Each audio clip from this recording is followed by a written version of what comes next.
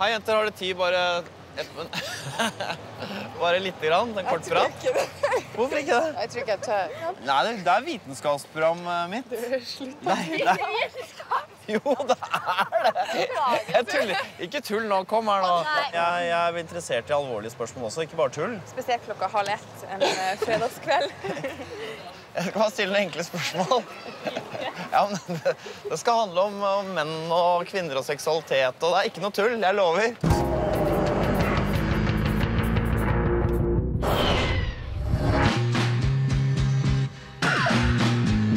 Absolutt trofasthet.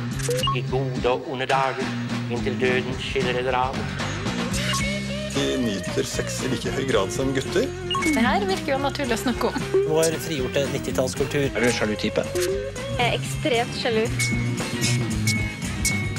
Sex selger jævlig godt. Ja. Du ligner ikke på deg selv, men du ser fin ut likevel. Jeg synes du var veldig fornøyd med det. I lost my colors. I faded out. Jentene har tatt styring og kontroll over sin egen seksualitet. Pene piker har ikke lyst på sex. Man gjør det man vil.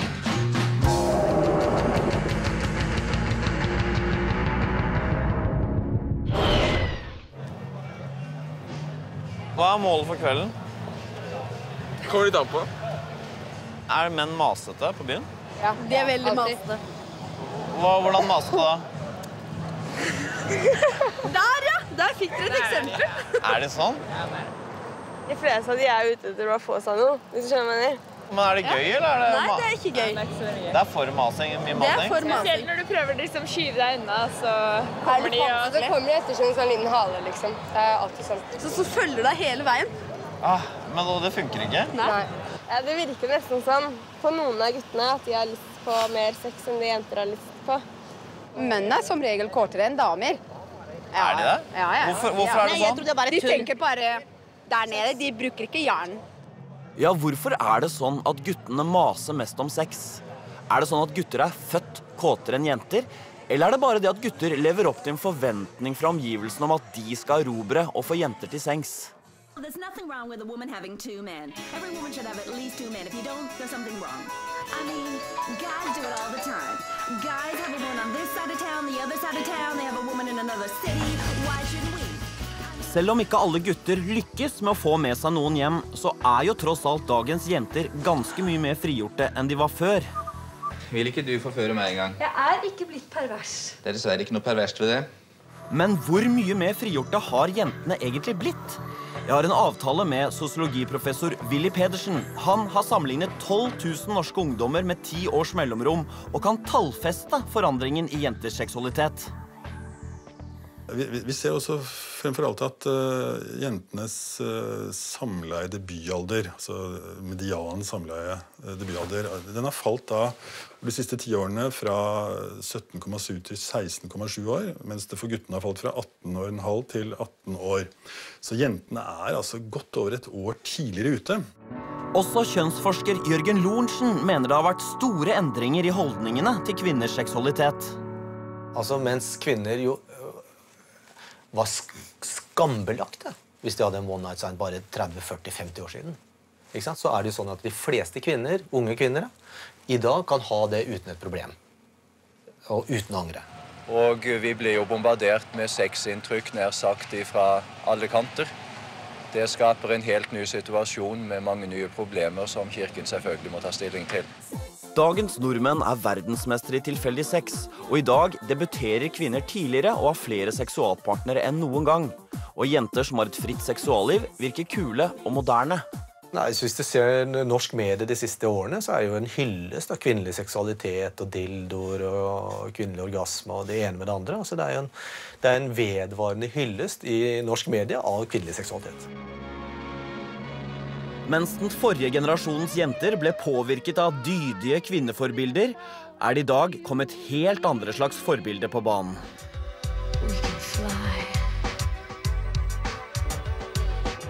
Så hvorfor har dagens jenter blitt så mye mer frigjort da? Noen forskere mener at jenter har lært av sånne TV-serier som sex og singelliv, mens andre forskere mener jenter har lært av andre steder. De jentene som ble seksuelt aktive på 90-tallet og inn på år 2000-tallet, det jenter som døtre av, skal vi si, den første likestilte kvinnegenerasjonen. Disse mødrene, de lærte rett og slett at sex kan være helt ålreit, og det ikke nødvendig noe som forferdelig farlig fordi du kan beskytte deg. Altså, du bør ikke bli gravid. Og dette et budskap som denne generasjonen av jenter som da vokser opp 30-40 år senere, har tatt med seg, og som gjør at det har blitt en oppfatning om at sex ålreit og fint. Norske jenter blir stadig mer seksuelt aktive. Hvordan I all verden kommer dette til å ende? Når I en fremtid hvor alle like glad I sex, tilfeldig, så vil det bli ganske vilt. Det tror jeg. Ville tilstander. Hvis alle var lette på tråden, tenk deg kaos og mylder I gata her da. Det vil bli en dyrag, liksom. Ja, seriøst? Ja, det tror jeg. Men vi ikke helt der ennå, for fortsatt holder jentene litt tilbake. Leif Edvard Ottesen Kenner førsteamanuensis I psykologi ved NTNU I Trondheim, og han spurte over 1000 unge norske kvinner og menn om hvor mange partnere de hadde lyst til å ha I løpet av hele livet. I vårt utvalg så fant vi at ca. 25 partnere var drømmesituasjon for gutter, mens for jenter så var snittet ca. 7. Så begge grupper ønsker varians I løpet av livet, mens gutter ønsker mer varians enn jenter. I Camille stod det om en britisk undersøkelse av 1700 kvinner og menn som hadde hatt en one-night stand. Den viste at over 80% av mennene var fornøyd med opplevelsen dagen etter, mens bare halvparten av kvinnene følte det samme. Jeg må snakke med hun som gjennomførte denne undersøkelsen, Anne Campbell. Hun professor I psykologi ved universitetet I Durham I Nord-England. Hva var det damene I undersøkelsen var så misfornøyde med? The thing that women felt very strongly was they felt they had been used, that they had been exploited in some way. And in fact, on the negative side, men actually did admit that one thing that troubled them a little bit was that they felt they had used the other person. Now, in one sense you say, it's so obvious, but if you were a Martian and you arrived on Earth and I said, well, there's two kinds of human being here, they reproduce sexually. And the odd thing is that when they have sex just one time, one of these groups feel they've been used and the other group feels they've used them. You think, well, that's odd. Why should that be? Why would it be that way? And that's really the big puzzle. To justify my love, rain. To justify. Gro Isaksen sexolog og leder for Klinikk-sexologen, har hatt fast samlingsspalte I Dagbladet og Vi Menn, og har skrevet flere bøker om sex. Hun mener Anne Campbells funn til dels handler om at engelske menn dårlige elskere, men at det ikke hele forklaringen. Ja, det de her konvensjonene om at slik gjør man da ikke, som fortsatt sitter der. Dessverre. Dessverre, sier du, skulle du ønske at det var mer... Jeg skulle ønske folk torde å være mer I kontakt med sine seksuelle gleder og sin nytelse. Det jo omtrent eneste område I verden der det negativt å ha erfaring. Det jo når det gjelder sex. Martine Aurdal samfunnsredaktør I Dagbladet og feminist. Hun mener at disse kjønnsforskjellene kommer av ulike forventninger til kvinner og menn. Og det hører jo også til kvinnerollen, ikke sant? At du skal bygge rede og verne om familien og være den som bygger et hjem, da. Mye tidligere på en helt annen måte enn det denne Casanovaen og jegeren av en mann skal. Hvis kvinner lært opp til å mene at sex noe man først og fremst har I et fast forhold, hvor har de egentlig lært det? Da trenger du faktisk bare å lese dameblader. Et dameblad tror jeg holder for å finne svaret på det. Damer forventes og blir opplært til å knytte sex til kjærlighet på en helt annen måte enn det menn gjør. Ok, så damebladene virker tydeligvis begge veier. De påvirker kvinner sånn at de får mindre lyst på tilfeldig sex, samtidig som de også påvirker jenter til å bli mer glad I tilfeldig sex. Og alt I alt påvirker kulturen oss fortsatt sånn at menn litt løsere på tråden enn kvinner. Så hvis disse forestillingene om hvordan kvinner skal være, disse forventningene om kvinners seksualitet endrer seg, så vil det kunne tenke seg et samfunn hvor kvinner og menn like fornøyd med one night stand? Ja, helt klart. Og det samfunnet nærmer vi oss jo mer og mer. Lorentzen og Isaksen mener at når vi får et fritt samfunn, vil kvinner og menn bli like glade i uforpliktende sex. Men Ann Campbell er skeptisk til denne modellen. I think that we've done everything we can to liberate women sexually. In fact, there was a period of time where it seemed to me that women's magazines were almost pushing women into casual sexual experiences. There was quite a high pressure, I think, on women to cast off the shackles, to enjoy everything that men did, and that included sex too. I think we gave women every opportunity to do it, and we still do. And women do engage in one-night stands. But what I was surprised by was the fact that there was no doubt women were enjoying this a lot less than men. Så hvis ikke kjønnsforskjellene bare ligger i kulturen, hva det da? Har det noe med biologi å gjøre, tror du det? Jeg vet ikke, det må jo være noe biologisk der, altså. Ja, kan det være noe biologisk og medfødt som ligger til grunn for disse forskjellene? Nei, den type påstand er jo på en måte, da ser jo vi kjønnsforskere rødt. Min påstand er da at det ikke er forskjeller utover det som har med det reproduktive systemet å gjøre. Altså det med at vi faktisk skal reprodusere oss selv som art, kjønnsorgan og det som har med det å gjøre. Det er noen som sier sånn, kvinner er bare ikke laget for å være så promiskuøse som menn er. Hva tenker du da? Altså hvis vi ser historisk sett på det nå, så vil vi jo kunne slå den ganske ned i skoene. For eksempel med å tenke Grekenland, gamle dager, eller Romerike, gamle dager. Da var det jo atskillig flere som tok alt ut, også kvinner. Sånn at det er noe kulturbestemt det der. Disse forskerne tror dette handler om kultur og ikke biologi. Også Willy Pedersen mener at vår seksualitet først og fremst formes av samfunnet. Det er noe som forandrer seg hele tiden, og som da ikke er uttrykk for at det er noen sånne biologiske ting som tikker opp og forteller at nå skal gjøre sånn og sånn. Altså, det er sannsynligvis litt sånn hos hunder eller katter og sånn, men hos mennesker så er det mye mer i forandring hele tiden det der, altså. Menneskelig seksualitet er mye mer plastisk. Ja, nettopp. Ja, hvor plastisk er egentlig vår seksualitet? Hvor mye varierer den fra kultur til kultur? Hos oss er menn mer interessert i uforpliktende sex enn kvinner.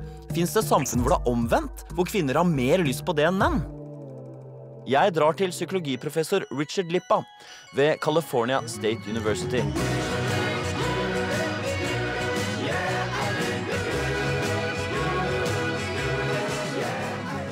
Richard Lippa har gjort en spørreundersøkelse i 53 land med over 200 000 respondenter. How interested are you in casual sex? How much would you agree with the statement, sex without love is okay? Do you believe it's okay to have sex without being in love with a person? Ja, dette er altså ikke en del av min privattime hos psykologen Lippa, men spørsmål han stilte i spørreundersøkelsen, og han fant at det er kulturforskjeller. Women are more interested, apparently, in casual sex and uncommitted sex in countries like Norway and the United Kingdom and the United States and France and Sweden. They are more like men in terms of some of their sexual attitudes, but when you go to these more traditional countries, women really get very conservative in their sexual attitudes. But it is an interesting example because men are always higher on this trait than women. It's never the case that men and women are equal on that trait. So the fact that there is still a consistent difference across countries suggests to me, again, there's probably a biological something going on. Lippa fant altså ikke noen kulturer hvor det er omvendt. Kvinner er aldri mer interessert i tilfeldig sex enn menn. Kenner fant i sin undersøkelse ut at norske menn har lyst på flere sexpartnere enn norske kvinner. Er dette også noe som går igjen i flere kulturer? David Buss er professor i psykologi ved Universitetet i Texas i Austin. Han kan svare på dette. This one goes out to the one I love. This one goes out to the one I've left behind.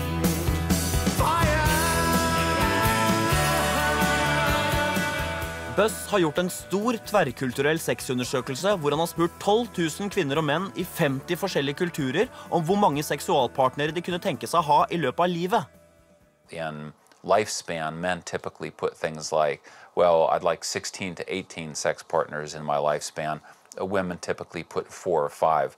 And this is true whether you go to mainland China, whether you go to Brazil, whether you go to Germany, Canada, United States. This is true cross-culturally. And these sex differences are not trivial in terms of magnitude of effect. That is, in psychology, often psychologists get excited about, a small difference and, they celebrate it. These are massive differences. Overalt I verden altså menn interessert I å ha flere seksualpartnere enn kvinner. Og hvis menn fikk sine ønsker oppfylt, hvordan ville verden sett ut da?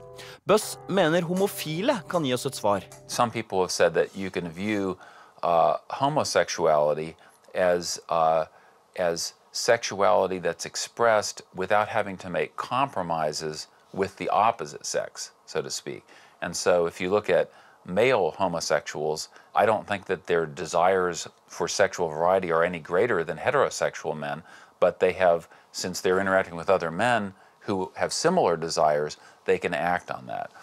And so homosexual men typically do and have far more sexual partners than any other group, including lesbians or female homosexuals. En undersøkelse av homofile menn og kvinner I San Francisco viste at 28% av mennene hadde hatt flere enn 1000 sexpartnere, og blant de lesbiske damene, 2% av de lesbiske hadde hatt sex med flere enn 100, og ingen flere enn 1000. Både homofile sexvaner og internasjonale undersøkelser kan tyde på at menn og kvinners seksualitet skrudd litt forskjellig sammen. Men hva kommer det av? Campbell mener vi må til evolusjonen. For every child a man produces, you're talking 5 or 10 minutes of his time, yeah?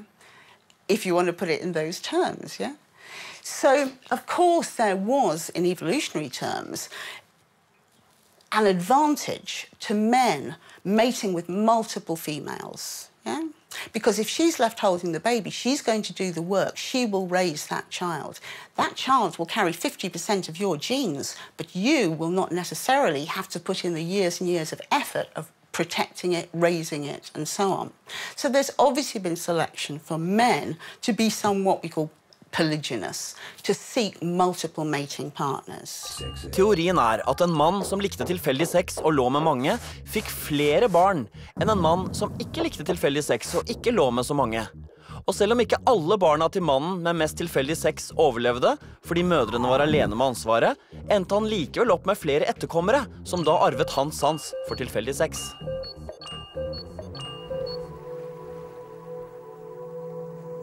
For kvinner var det annerledes. En kvinne som lå med mange menn I løpet av kort tid, fikk bare ett barn. Men det også en annen grunn til at menn og kvinner har utviklet litt forskjellig seksuell smak. Sex is a much more hazardous thing for women than it is for men. Yeah? Not only in terms of the fact that they're the ones that get pregnant, we're talking before contraception, obviously, so every sexual encounter was a potential risk of pregnancy. And we believe that in the area where we evolved, the time that we evolved, probably lactation, breastfeeding, would have gone on for about 3 to 4 years, yeah, when there wasn't very much abundant food, and this was a very efficient way to keep a kid alive. So you're really talking, for every child a woman produces, you're talking 5 or 6 years of her life. Siden det å få barn så krevende og hatt så utrolig store konsekvenser for en kvinnes liv, vil kvinner ha mer fra en mann enn bare sex. What she wants is a man who will provide her with what she needs, yeah? Both in material terms, but also emotionally supportive through that experience. Vill du leva med henne efter Guds helige ord, älska och ära henne och bli fast hos henne I goda och onda dagar, intill döden skiljer eder ad? Ja. Teorien at kvinner som helst vil ha sex med en mann I et fast forhold, fikk hjelp med barnet, og hadde derfor større sjanse for å få overlevende etterkommere. Og dagens kvinner har arvet denne smaken for sex I kjærlighetsforhold. They tend to want sex in the context of some emotional involvement. Ville du tenkt at en forhold til en mann som var et helt uforpliktende forhold, hvor dere bare hadde sex og det ikke var noe mer? Nei, det kunne jeg ikke tenkt meg. Martine Aurdal mente at kvinner læres opp av dameblader til å knytte sex til kjærlighet. Men kanskje det omvendt, at damebladene speiler kvinners naturlige interesser? Men likevel. Kvinner har jo uforpliktende sex, de også. it takes two to tango. So every time a man is having sex with a woman that he's never had sex with, a woman is simultaneously having sex with a man that she has never had sex with. Forskjellen bare at kvinner mer kresne. De vil ikke ha hvem som helst. If it's a short-term relationship, if I may never see that man again and I'm going to bear the full burden of this enterprise, then what I want is a man that's going to give me the best possible genes for that offspring. Yeah? Now, best possible genes, insofar as we can tell, women seem to be reading from various facial features. And that's a sexy man, that's a handsome man, that's Brad Pitt. Jeg ler og fniser, men egentlig bitter. For eksperimenter har vist at kvinner som vil ha et korttidsforhold går for menn som ser tøffe og robuste ut.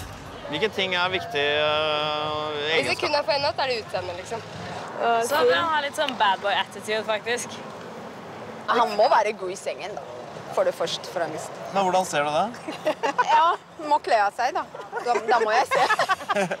Damer har alltid hatt sansen for barskingene.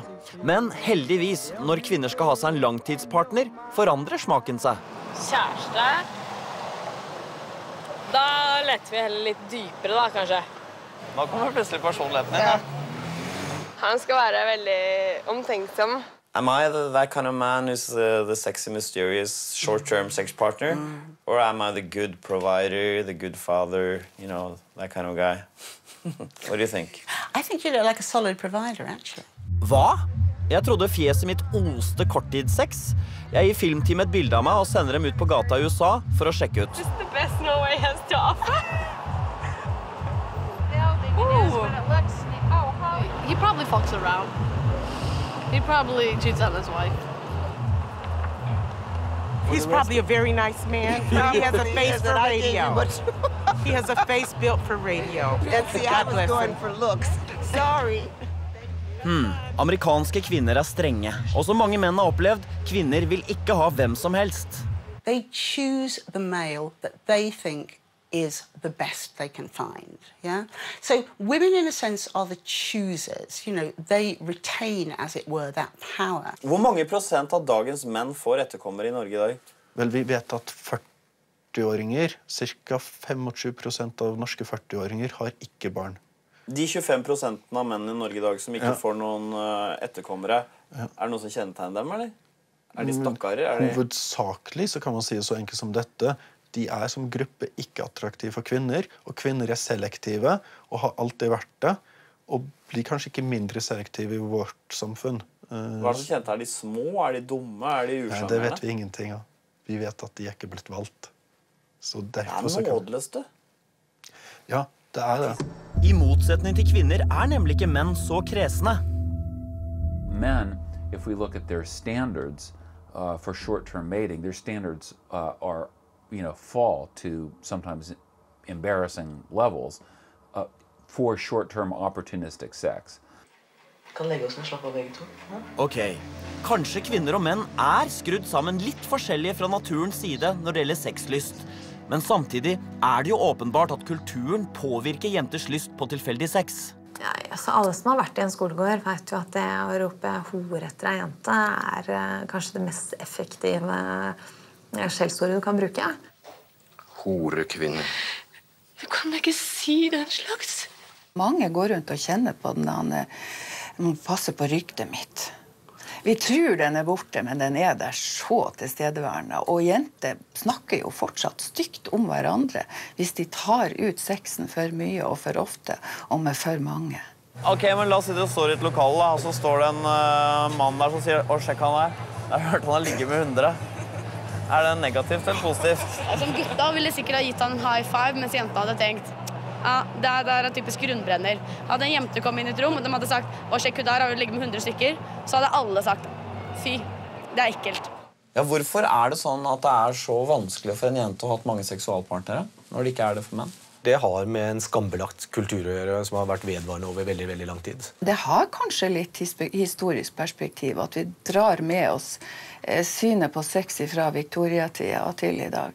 Så Victoria-tiden fortsatt levende blant studentjenter som høyt utdannet Og overalt, folk som ikke har hørt om Victoria-tiden, så det sitter i hodene på oss fortsatt. Det sitter i ryggmargen omtrent. Victoria-tiden var en periode på 1800-tallet hvor kvinners seksualitet var underlagt langt strengere moralske krav enn menn. Men hva med de landene som ikke har hatt noen Victoria-tid? Har de den samme dobbeltstandarden som det vi har? I've done this study cross-culturally, 17 cultures, what causes an increase or decrease in status and reputation. So one of the surprising findings is that contrary to the standard views in the social science, this double standard of sexual reputation by having sex with multiple partners is universal, at least within the 17 cultures that I've looked at. It's not due to the Victorian age. It's true in all cultures. Kvinner i alle kulturer bekymret for sitt seksuelle rykte, og Buss og Campbell mener det tyder på at det ligger noe biologisk under også her. Whenever a pregnancy occurs, a woman has no doubt at all that baby is her own. But a father, to some extent, always has a slight question mark there. Kort og godt, du far til barnet, eller du ikke? Hvordan kan man vite det? Hva det du kommer med nå, da? Kan man ikke vite det? Nei, det kan man aldri vite. Var du ikke alene, da? Jo, den gangen. Mama's baby, papa's maybe is how some cultures capture that asymmetry. Teorien at usikkerhet rundt farskapet har satt sitt preg på menns nedarvede psykologi. The best predictor of sexual infidelity is number of sex partners prior to marriage. A man or a woman who has a lot of short-term sex, that predicts that they're going to be unfaithful and have short-term sex in the future. So one of the things that's extremely important to men in a long-term relationship is the faithfulness of the wife and their ability to be absolutely confident that she would not have sex with other people. If she did, he might wind up raising children that were not his own, investing massive amounts of money and emotion in children that were somebody else's child. So males are extremely sensitive to this quality when they're choosing long-term mates. Og i noen samfunn vil denne medfødte tendensen hos menn kunne få voldsomme utslag. There has been a long history, I think, in societies, patriarchal societies, societies that are largely dominated and run by men, to control women's sexuality. So in extreme societies, we see women having to sort of shield themselves even from the male gaze, which is really a sort of extreme version of protecting, as it were, the honor, as we call it, of women. You're 16, you're beautiful, and you're mine. Og menns bekymring for kvinners seksuelle troskap ikke tatt ut av løse luften. And we know based on DNA fingerprinting studies that the rate of genetic cuckoldry is about 10–12%. That is, there are 10 or 12% of us who mistakenly believe that these children are ours when they're in fact the offspring of rival males. Har denne usikkerheten rundt farskapet ført til at menn reagerer annerledes enn kvinner på utroskap? For å teste det utførte Buss et sjalusi-eksperiment. Han tok menn og kvinner som hadde kjæreste inn i et laboratorium og ba dem tenke på A. At partneren deres ligger med en annen, og så B. At partneren deres forelsker seg en annen. Mens han gjorde dette, målte han puls og svetteutskillelse. In response to the sexual infidelity scenario, men's heart rate raced by 5 beats a minute. They started sweating. They started frowning.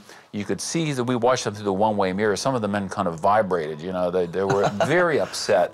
Because some people say, well, maybe they were turned on sexually. No, they weren't turned on, they were upset. Women showed more physiological distress to the emotional infidelity scenario, imagining their partner falling in love with someone else. So now, of course, again, both sexes are very upset by both, but there is this fundamental sex difference.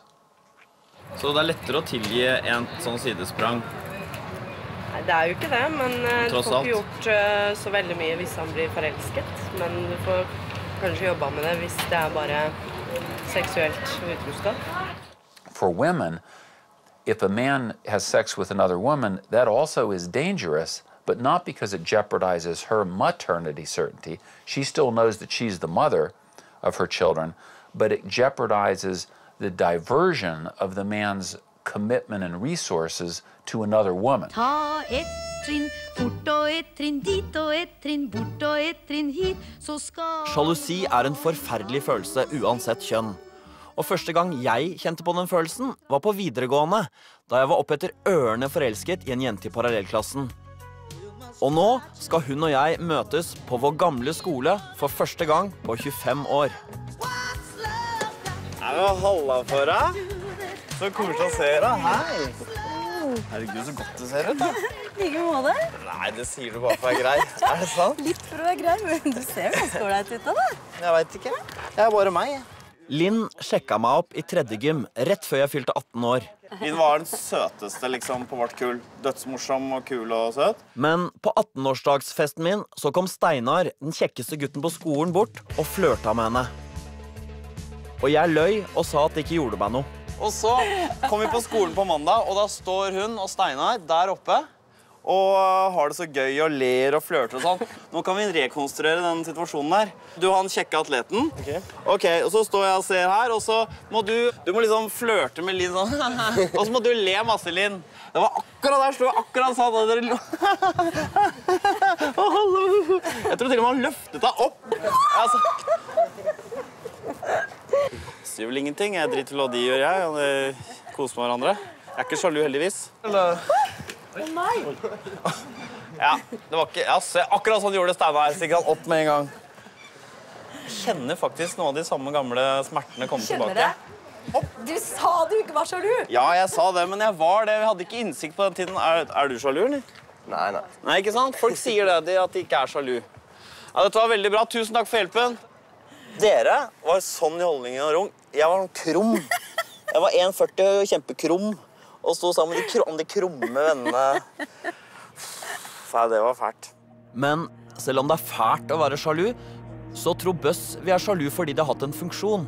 Those in our ancestral past who were indifferent to, let's say, other men having sex with their wives or girlfriends, they are not our ancestors. They left fewer descendants because other men, you know, reproduced with their wives and girlfriends rather than the original man. Harald, du har med datteren din her, du, Harald? Ja. Ja, det er en ordentlig eia-jente, det så jeg med en gang. Hun er ordentlig eia. Det som er litt spesielt er at barna ligner på pappaene sine med en gang. De blir født, så er naturen ordnet det sånn. Ja, det er spennende, så alt er bra i hvert fall. Ja, veldig bra. Ja. Robert, kan du ta henne? Ja. Hvem er han her? Hvem er han her? Ja, en som leier underetasjen. Han har blitt en veldig sånn husvenn av familien. Dagens menn er altså ikke etterkommere etter en sånn totalt usjalu mann som jeg er her. Likevel er det noe rart, for både jeg og han andre fra Valle videregående insisterte jo på at vi ikke var sjalu. Du sa du ikke var sjalu! Ja, jeg sa det, men jeg var det. Vi hadde ikke innsikt på den tiden. Er du sjalu, eller? Nei. Ja, hvorfor er det så mange som blånekter for at de er sjalu? There are a couple of dimensions to this. Okay, one is that expressing jealousy is a signal that you feel threatened, and it's also can be a signal of low mate value. So, in other words, it's typically within a couple the partner who's lower in mate value who tends to be the more jealous person.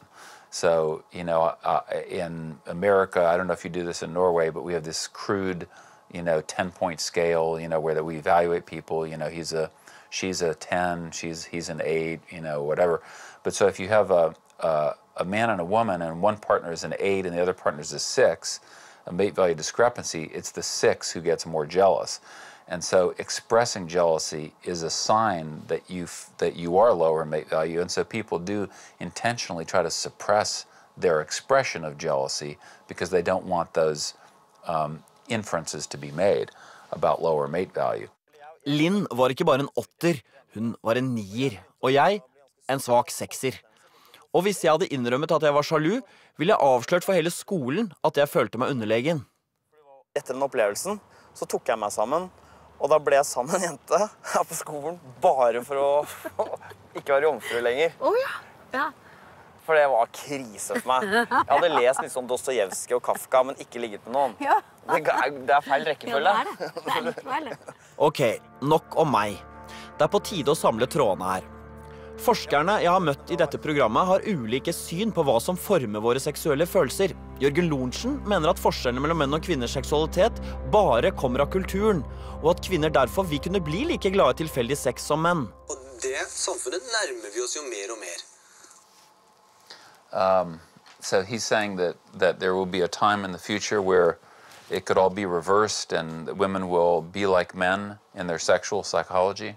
I think it's extremely unlikely. I mean, the notion that you can just, change it, design a socialization practice that would, flip this or cause women to be identical in their sexual psychology to men, there's absolutely no evidence of it. Drømmer du, Gro, om et samfunn hvor jenter kan ligge med mange og hvem de vil uten å bli fordømt?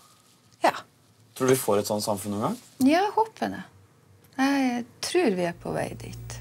Vil denne drømmen noen gang gå i oppfyllelse? Vil en kvinne som har ligget med 100 noen gang bli vurdert på samme måte som en mann som har ligget med 100? Anne Campbell tror det lite sannsynlig. So the double standard, that's going to continue even though we have a liberated society? I think it probably will continue. I think that what men and women are looking for in a mate and all of the values that are attached to those kinds of choices are quite hard to get rid of. Hvis Buss og Campbell har rett i at kvinner og menn født litt forskjellige, så betyr det kanskje at et fritt samfunn ikke nødvendigvis vil føre til at kvinner og menns seksuelle smak blir lik. Norske samfunnsforskere opptatt av at samfunnet har formet seksualiteten vår, men har de oversett noe viktig her? Kanskje det ikke bare samfunnets undertrykking som gjør at kvinner har mindre lyst på tilfeldig sex enn menn, men at det også kan være noe biologisk. Jeg inviterer Jørgen Lorentzen til mitt kontor, og viser ham det David Buss har fortalt meg om sine studier av menn og kvinners seksualitet. Syns han dette noe interessant? Han på frenetisk opphengt i at det forskjell mellom kvinner og menn.